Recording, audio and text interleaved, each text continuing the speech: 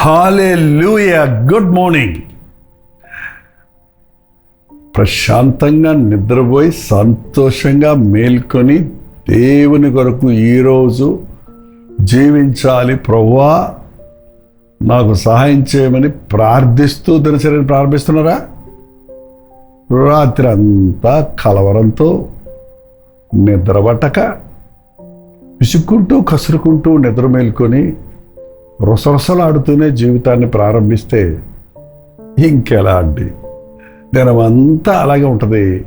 ఇంకా మీరు సరి చేసుకోకపోతే బతుకంతా అదే అయిపోద్ది.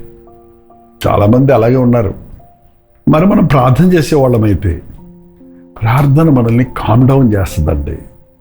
అంటే మనకు ప్రార్థన చేసినప్పుడు మన మనసు నిమ్మళం అవుతుంది, గలిబిలి అన్నీ పోతుంది, భయాలన్నీ పోతాయి, కలవరాలన్నీ పోతాయి, దోషాలన్నీ బయటపడిపోతాయి.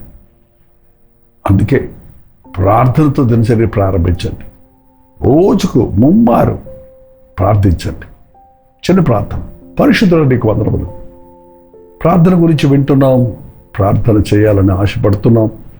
ప్రార్థించకుండా ఆటంకపరుస్తున్న సాతాను శక్తుల్ని ఎదిరించగలిగిన కృపను ప్రార్థన ద్వారా సమస్తము సాధ్యమని, నిష్కళంకులుగా నిర్దోషులుగా మేము ఉండగలమని గుర్తించి ఎప్పటికప్పుడు నీ సన్నిధిలో మోకాళ్ళుని ప్రార్థించే వారిగా ఉండటకు మా ఒక్కొక్కరికి నీ సహాయం చేయమని క్రీస్తు నామములో అడుగుచున్నాము తండ్రి.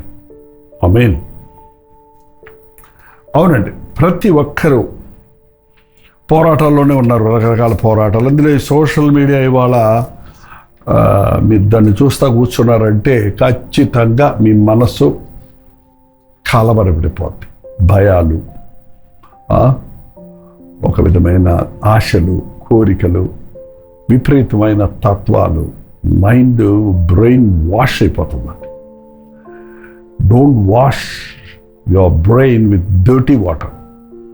ఏంటంటే wash your heart with the precious word of God. యవనస్తులు దేని చేత తమ నడవడికను సరిచేసుకుందరు? నీ వాక్యమును జాగ్రత్తగా చూచుకోవడం ద్వారానే కదా. వాక్యమవుతూ చదివే వారి మనస్సులు నిర్మలమైపోతాయి, ప్రార్థించే వారి హృదయాలు సమాధానంతో నిండుతాయి. ఎవరో వెనకడికి అన్నారట, ఇవాళ నిన్ను డ్రైనేజ్ కాలువలో తలస్నానం చేసి ఫ్రెష్గా వచ్చాను అని. ఏంటి? డ్రైనేజ్ కాలువలో తలస్నానం చేస్తే ఫ్రెష్ అవుతావా, గబ్బు అవుతావా? చక్కటి కుంకుడుకాయ పులుసుతో చేసేవాళ్ళు చేదు అయినా కూడా అవి శుభ్రం చేసాయి. ఇప్పుడు ఏదో షాంపూలు వచ్చాయి. మరి నీరు రీసర్కిల్ చేసిన నీళ్ళు వస్తున్నాయంటే ఇవాళ ఏదో. అందుకే ఎంత స్నానం చేసినా మురికి వదలటం లేదు. ఇవాళ షవర్ బాతులు ఎక్కువైపోయినాయి, టబ్ బాతులు లేవండి. ఆ నీళ్లు పడుతున్నప్పుడు అక్కడ నిలబడేది, వచ్చేసేది అంతే. కానీ టబ్లో నాని రుద్ది చేసేటప్పుడు పూర్తి స్వస్థత కలుగుతుంది, పూర్ణమైన శుద్ధీకరించబడుతుంది. అలాగే వాక్యంలో అలా చిలకరింపులాగా కొన్ని మాటలు వినేశాను, కొన్ని వాక్యాలు చదివేశాను అన్న వారి జీవితంలో లోతైన మార్పు ఉండదండి. ఇంకా లోపాలు ఉంటాయి. మీలో లోపాలు ఉన్నాయా? ఏదో ఒకటి రోజు మీ మీద తప్పులు పడుతున్నారా? అవునులే, ఈ లోకం తప్పులు పట్టే లోకం కదా. అంచెతనాల్లో అపవాదికులు, అపనిందలు వేసేవాళ్ళు ఎక్కువైపోతారు. కాబట్టి తప్పులు పట్టేవాళ్ళు పడతారు. కానీ వాళ్ళు ఎంత పట్టాలని ప్రయత్నించినా నీ తప్పు లేకుండా ఉండాలంటే నువ్వు క్రీస్తు రక్తంలో కడగబడాలి, వాక్యముతో ఎప్పటికప్పుడు శుద్ధీకరించబడాలి. బైబిల్లో దానియేలు ఉన్నాడండి, తెలుసు కదా. బాలుడిగా చూసాం, యవనస్తుడిగా చూసాం, వృద్ధుడిగా చూస్తున్నాం. 3 రాజుల కాలంలో ఉన్నాడు. బాలుడిగా తీర్మానించుకున్నాడు నా దేహం దేవుని ఆలయమని. యవనస్తుడిగా తీర్మానించుకున్నాడు దేవుని సన్నిధిలో మోకాళ్ళ మీద ప్రార్థనలో దేవుడిచ్చిన జ్ఞానముతో నింపబడి, ఆయన ఇచ్చిన సౌందర్యంతో నింపబడి, రోషం కలిగి, జ్ఞానం కలిగి, అద్భుతమైన దర్శనాలను, భావాలను, రాజులకు చెప్పగలిగిన సలహాలు చెప్పగలిగిన వాడిగా ఉన్నాడు. వాటన్నిటి కారణం అతని ప్రార్థనా జీవితం. దానియేలు గ్రంథం 6వ అధ్యాయం వచ్చేటప్పటికీ అతడు అత్యధికంగా హెచ్చించబడ్డాడు. అప్పటికి ఆయనకి 79-80 సంవత్సరాల వయసు, వృద్ధుడు. అప్పుడు అంతకాలం నలిగి నలిగి నలిగి ఒక డైమండ్ ఎలా సిద్ధమవుతుందని నిన్న విన్నారు కదా. ఒక డైమండ్ సిద్ధం అవ్వాలంటే దాగి ఉండాలి, నలగొట్టబడాలి, ఒత్తిడి, స్ట్రెస్, వేడి తట్టుకోవాలి. అలాగే తట్టుకుంటాడు తన యవ్వన కాలం అంతా. ఇప్పుడు ఒక ఉన్నతమైన స్థితికి రాజుగారికి అతి ప్రియుడైపోయి, దర్యావేషు రాజునకు ఇష్టడైపోయి, అతడు 120 మంది అధిపతుల మీద ముగ్గురిని నిర్ణయించి ఆ ముగ్గురులోనూ దానియేలుని ముఖ్యుడిగా పెట్టాడు. అంటే తన కింద 119 మంది ఉద్యోగస్తులు ఉన్నారు. సబార్డినేట్స్ అంటారు కదా, మంత్రులు, కోమంత్రులు. అంటే 119 ఇంటూ 2 ఎన్ని కళ్ళు అయినాయండి? 238 కళ్ళు చూస్తున్నాయి అతన్ని ఏదైనా తప్పు పట్టుకోవాలని.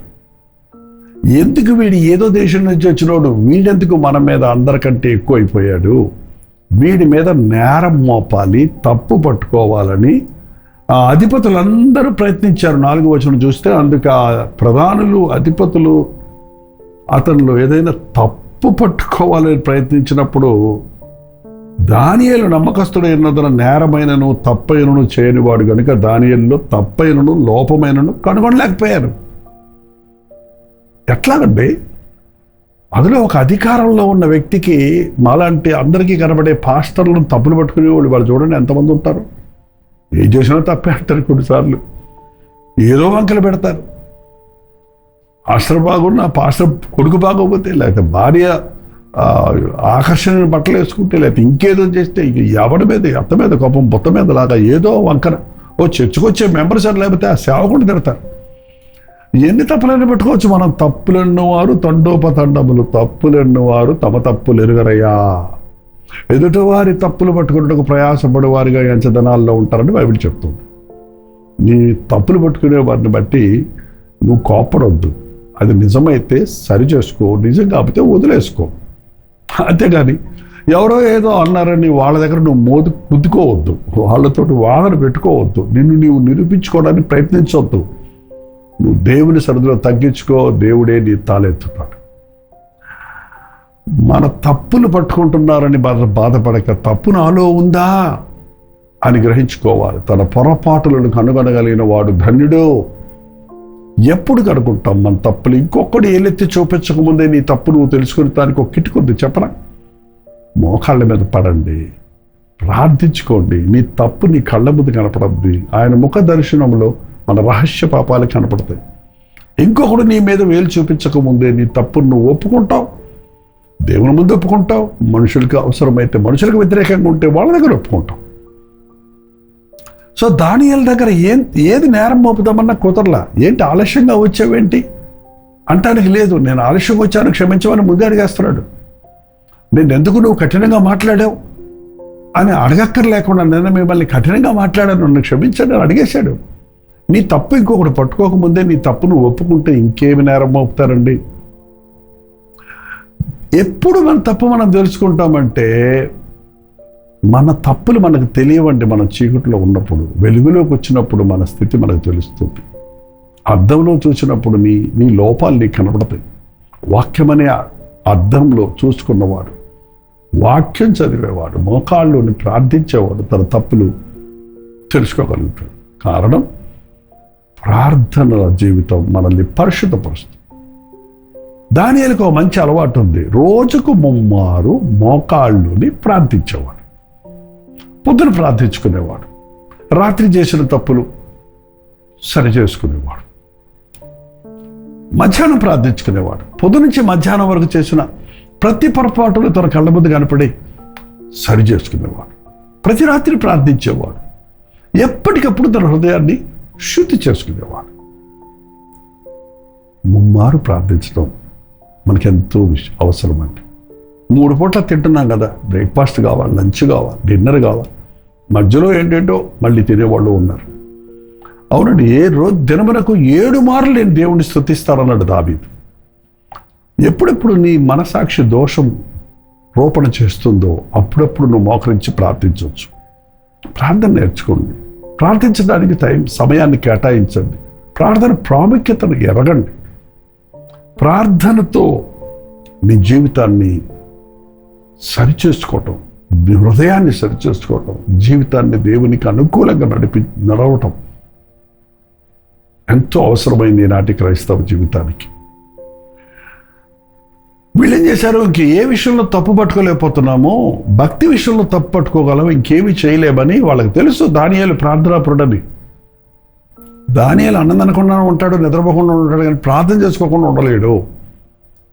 ప్రార్థన సమయం ఇస్తాడు, మోకరించకుండా. డ్యూటీలో ఉన్నా మోకరించేస్తాడు, ఎక్కడున్నా దేవుని సమయం ఇచ్చేస్తాడు. కాబట్టి ఇందులో తప్పు పట్టుకోవాలని రాజుగారి దగ్గరికి వాళ్ళందరూ అధిపతులందరూ వెళ్ళి రాజుగారిని కాస్త పొగిడేసి, రాజా నువ్వు ఎంత గొప్పవాడివి, డామ్ డూమ్ అని పెట్టేసి ఒక 30 రోజుల వరకు ఎవడో మనుషుడు ఎవరి దగ్గరికి వెళ్ళి ఏం అడగకూడదు, ఏ దేవుడి దగ్గర అడగకూడదు, నీకే మొరపెట్టుకోవాలి. నీ అంతటి రాజును ఎదిరిస్తే వాడి సింహాల బోన్లో ఏం చేస్తామో అప్పుడు రాజా నువ్వంటే ఎంతమందికి నిజంగా భయం ఉందో, గౌరవం ఉందో, నిన్ను ఎంతమంది నమ్ముతున్నారో తెలుస్తుందని ఏం చెప్పారో తెలియదు. కానీ ఒక తాకీదు అంటే ఒక ఆర్డర్ జారీ చేసి ఆయనతోటి సంతకం పెట్టించేస్తున్నాడు. రాజశాసనం చేసేసాడు. ఇంకంతే, అది తీసుకెళ్ళి వాడు ఊరు వాడ పనిచేశారు. ఎవరు ఏ దేవుడికి 30 రోజుల వరకు ప్రార్థన చెయ్యకూడదు. అది దానియేలుకు కూడా తెలిసింది.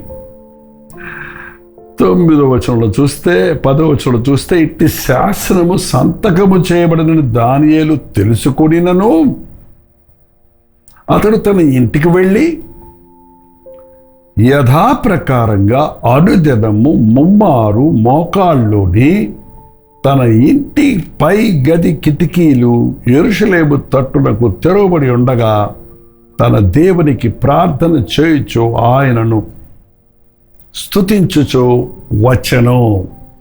హల్లెలూయా. దేశంలో పరిస్థితులు మారుతున్నాయి. దేవునిని పక్కన పెట్టకండి. ఏమైనా పర్వాలేదు, యేసయ్యకు ప్రార్థించకుండా నేను ఉండలేను. ఏదైనా చేయగలడం అంటారంటే ఏదైనా చేస్తాడని ఎప్పుడంటే నువ్వు ప్రార్థించినప్పుడు ఆటోమేటిక్గా జరగవండి.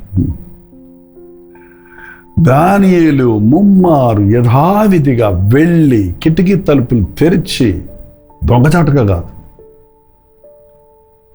ప్రార్థిస్తూ స్తుతించటం, నో ఫియర్, భయం లేదు, ఏ సంకోచితం లేదు. మీరు ఏమన్నా చెప్పండి, నేను మానమంటే మానతాను, నా దేవునికి ప్రార్థించకుండా నేను ఉండలేను, నన్ను సింహాల గుహలో వేసినా పర్వాలేదు అన్నట్టు నిర్ణయించుకొని ప్రార్థించారండి. ఈ తప్పులు పట్టుకునే వాళ్ళకి ఎట్లా పట్టుకోవాలి అని దొరుకుతుందా అదను చూసుకుంటూ కూర్చున్నారు కదా. వెంటనే రాజుగారి దగ్గరికి వెళ్ళి ఫిర్యాదు చేశారు. మీ శాసనాన్ని ధిక్కరించాడు ఆయన.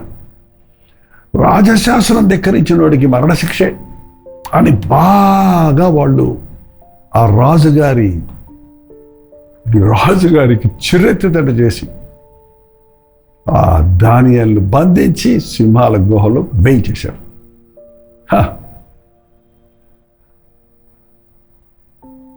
అనుకున్నారు దానియేలును సింహాలు మొక్కలు చేసుకొని తినేస్తాయి, మన పీడ వదిలిపోద్దని.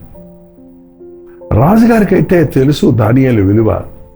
ఆ రాజు దానియేలు దేవుడు గొప్ప దేవుడిని ఎదిగిన వాడే.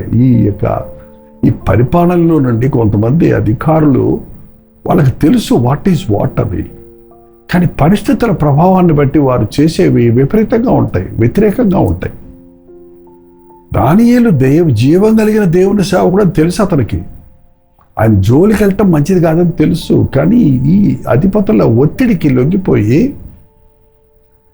ఆ రాజశాసనాన్ని మళ్ళీ రాజుగారు కూడా మార్చలేరు కదా, కాన్స్టిట్యూషన్ అనేది మార్చలేరు కదా. కాబట్టి లొంగిపోయాడు. కానీ ఆ రాత్రి చాలా బాధపడుతున్నాడంట. అనవసరంగా నేను దానియేలుని బాధ పెట్టాను. ఆ రాత్రి ఇంట్లో భోజనాలు లేవు, మామూలుగా నాట్యాలు సంబరాలు ఉంటాయి రాజుగారి ఇంట్లో, ఎప్పుడు లైట్ మ్యూజిక్ ఉంటుంది, అసలు ఏమి లేకుండా ఇప్పుడు తెల్లారద్దా అని కూర్చొని ఉన్నాడు. తెల్లవారుగానే రాజుగారు లేచి ఆ సింహాల గుహ దగ్గరికి వెళ్ళి ఏమన్నాడు చూడండి, జీవము గల దేవుని సేవకుడు అయిన దానియేలు, 20వ వచనం అండి, 6వ అధ్యాయం 20వ వచనంలో, అతడు గుహ దగ్గరకు రాగానే దుఃఖ స్వరముతో దానియేలును పిలిచి, జీవము గల దేవుని సేవకుడు అయిన దానియేలు, నీవు నిత్యము సేవించుచున్న నీ దేవుడు నిన్ను రక్షింపగలిగినా అని అతనిని అడిగాను. అందుకు దానియేలు, రాజు చిరంజీవి అవునుగాక, నేను నా దేవుడి దృష్టికి నిర్దోషిగా కనపడుతుంది కనుక ఆయన తన దూత నంపించి సింహములను నాకు ఏ హాని చేయకుండా వాటి నోళ్ళు మోయించను. రాజా, నీ దృష్టికి నేను నేరము చేసిన వాడిని కాను కదా. దేవుని ముందు నేను నేరం చేయలేదు, మనుషుల ముందు నేను నేరం చేయలేదు. నేను నేరం చేయని వాడిని గనుక, నేను నిర్దోషుని గనుక నా దేవుడు సింహాల నోళ్ళు మోయించాడు. హల్లెలూయా. సింహాల్లాగా నీ చుట్టూనోళ్ళు నీ మీద పడవచ్చు, ఇష్టం వచ్చినట్టు తిట్టొచ్చు, నీ మీద నేరాలు మోపొచ్చు. నువ్వు ప్రార్థన మానకు, నువ్వు వాళ్ళతో వాదన పెట్టుకోకు, నువ్వు మోకాళ్ళుని యథావిధిగా ప్రార్థించు, నీ హృదయం నిర్బలంగా కాపాడుకో. దేవుడు నీ పక్షంలో ఉంటాడు. నా దేవుడు నన్ను తప్పించాడు. బయటికి తీసినప్పుడు అతన్ని తోసిన వారిని, సింహాల గుహలో వేసిన వారిని తోశారంట. వాళ్ళు కింద పడక ముందే అలాగా గాలిలోనే పట్టుకొని నమిలి తినేసేయంట. అంత ఆకలితో ఉన్నాయి. అంత ఆకలితో ఉన్న ఎదురుగుండా నరుడు కూర్చొని ఉన్నా అవి నోరు మూసుకొని ఉన్నాయండి. హల్లెలూయా. ప్రార్థనా శక్తి అదిగితే నీ మీద గర్జించు సింహలే తిరుగుతున్న సాతాన్ని జోలికి రాడు. దయచేసి ప్రార్థించండి. ఉదయం, మధ్యాహ్నం, సాయంత్రం, అంతేకాదు ఎడతెగక ప్రార్థించండి. ఎప్పటికప్పుడు దేవుడితో సహవాసము కలిగి సంభాషించుకోండి. ప్రార్థన. పరిశుద్ధుడా, ప్రార్థన నేర్పించయ్యా.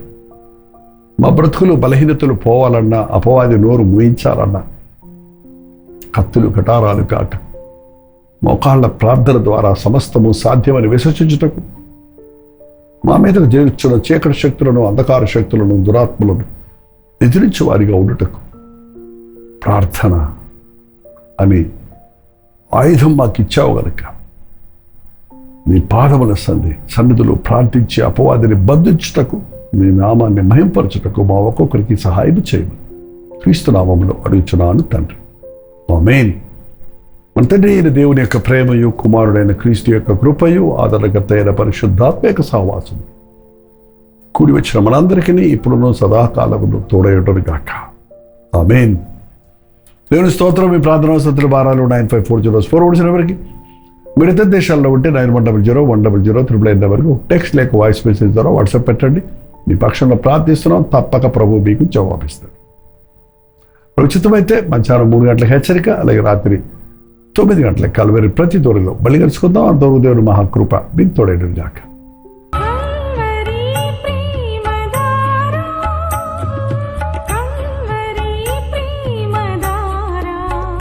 కల్వరి ప్రేమధార అనే మా ద్విమాస పత్రికను ఈ మధ్య త్రైమాస పత్రిక అంటే 3 నెలలకి ఒక్కసారి మాత్రమే ప్రింట్ చేయగలుగుతున్నాం.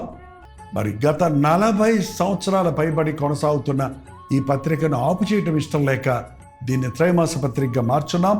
మీరు కల్వరి ప్రేమధార పత్రికను చదువుతున్నారా? ఒక ఉచిత పత్రిక కావాలంటే ఇవ్వాలే మీ పేరు, చిరునామా, అడ్రస్తో పాటు ఇంటి నెంబర్తో పాటు క్లియర్గా పంపించండి. తప్పకుండా ఒక ఉచిత పత్రికను మీకు పంపిస్తాం.